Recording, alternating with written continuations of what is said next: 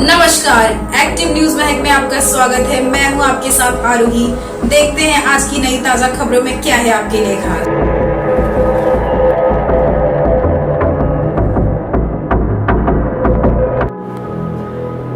पिछले 2 महीनों से अधिक समय बीत चुका है और चुनाव की जिस दिन से घोषणा हुई उसके बाद से अब आज 5वें चरण का मतदान पूरा हुआ।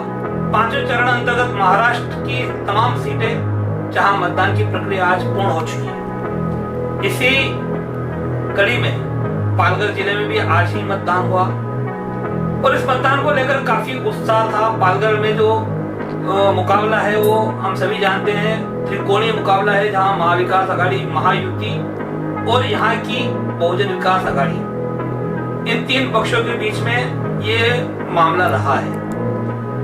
अब इस रिजल्ट तो 4 जून को आएगा, तभी मालूम पड़ेगा, लेकिन फिर भी इस समय हमारे साथ वसई की सामाजिक संस्था केजीएन सोशल वेलफेयर एसोसिएशन के अध्यक्ष कलर खान जी है।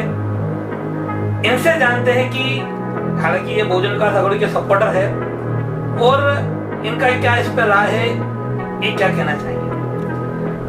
अस्सलाम वालेकुम। वालेकुम अस्सलाम।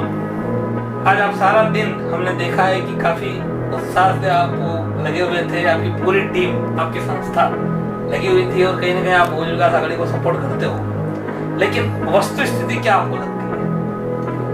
वस्तु स्थिति ऐसी है कि पालघर से लेके वसई तक काफ़ी अच्छी रिपोर्ट है और हम नाला सुपारा में और वसई में जहाँ जहाँ भी घूमे और जहाँ हमने देखा कि बहुजन विकास आघाड़ी को बहुत अच्छी तरीके से वोट दिए गए हैं और हमारा अंदर से दिल और हमारे जितने भी group KGN social welfare association के जितने भी ग्रुप वाले थे, सब लोगों ने बहुत मेहनत किया और इसके अंदर बहुजन विकास आघाड़ी के राजेश पाटिल जी जो सिटी से खड़े हुए हैं, उनकी इंशाअल्लाह अल्लाह ने चाहा विन है और विक्ट्री होगी और काफ़ी वोट गिरे हैं यहाँ पे और अल्लाह ने चाहा कि वो यहाँ की सीट जीतेंगे और हमारी सबकी इस तरीके से दुआ है।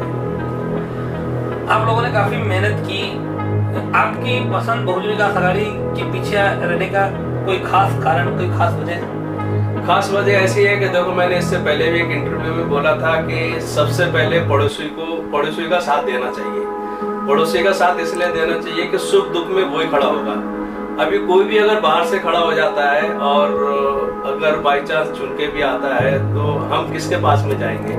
और यहाँ पे बहुजन विकास आघाड़ी रात को कभी भी हमको, दिन में कभी भी किसी तरीके से कुछ तकलीफ हुई या कुछ परेशानी हुई तो हम कभी भी विरार भी जा सकते हैं और कुछ भी हुआ तो फोन पे हमारा काम हो जाता है। इसके वजह से हम लोग सब मिलके बहुजन विकास आघाड़ी के साथ में हैं और साथ में रहेंगे।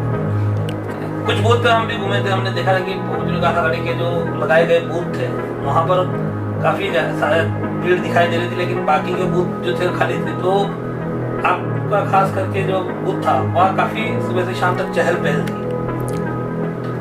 क्या आप लोगों में ऐसा है कि लोग एक तरफा बहुजन विकास आघाड़ी को ही वहाँ पर वोट करने के लिए निकल देता है? ऐसा क्यों?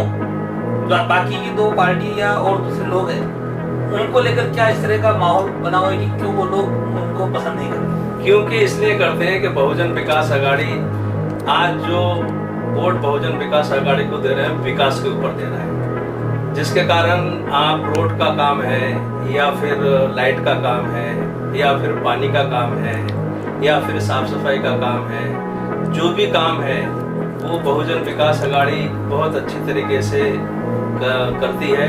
और बहुजन विकास आघाड़ी के साथ में विकास हर तरीके का होता ही है और विकास के लिए ही लोग जुड़ते हैं और बहुजन विकास आघाड़ी हमेशा इस चीज पे ध्यान भी देती है और काम कराती है। मतलब आप अपनी जीत को लेकर आश्वस्त हैं? जी हाँ, ये तो विक्ट्री है। मैं अभी से उनको, राजेश जी पाटिल को दुआ देता हूँ कि वो विक्ट्री है और इंशाअल्लाह अल्लाह ने चाहा अच्छे वोटों से जीतेंगे। तो कलर खान जी जो है वो दावा कर रहा है राजेश पाटिल बहुजन विकास आघाड़ी के जो प्रत्याशी उनकी जीत की। हम किसी की जीत का दावा नहीं कर रहे, लेकिन हाँ, एक चुनाव खत्म होने के बाद में एक एनालिसिस जो होता है वही एनालिसिस हम करने की कोशिश कर रहे हैं और इसी एनालिसिस के बेसिस पर हमने इनसे जानना चाहा था। दरअसल जब आज हम शहर में घूम रहे थे, हमने देखा कि जब इनके बूथ के पास हम पहुंचे तो काफी ऐसा माहौल था कि बाकी के बूथ जो थे वो पूरी तरह से बंद नहीं बोल सकते, लेकिन निष्क्रिय थे। वहां पर किसी की आवाजाही नहीं थी, लेकिन बहुजन विकास आघाड़ी के वहां बूथ पर काफी आवाजाही थी और कहीं ना कहीं एक नहीं ऐसे कई बूथ है। तो ये बात तो माननी पड़ेगी कि वसई विरार में बहुजन विकास आघाड़ी फिर एक बार लीड करने वाली है। आगे के 3 जो तालुका है उसमें क्या है स्थिति, हमने वहां का दौरा मैंने तो पर्सनली नहीं किया है, इसके लिए मैं नहीं बोल सकता हूँ। और रही बात हर एक पार्टी अपनी जीत का दावा कर रही है, खान साहब ने भी अपनी जीत का दावा कर रहे हैं, तो हम सबको शुभकामनाएं देते हैं। लेकिन जो फाइनल रिजल्ट है वो 4 तारीख को मालूम पड़ेगा। हम आपको जरूर बताएंगे कि 4 तारीख को क्या होता है। आज के लिए अभी के लिए इतना ही। नमस्कार।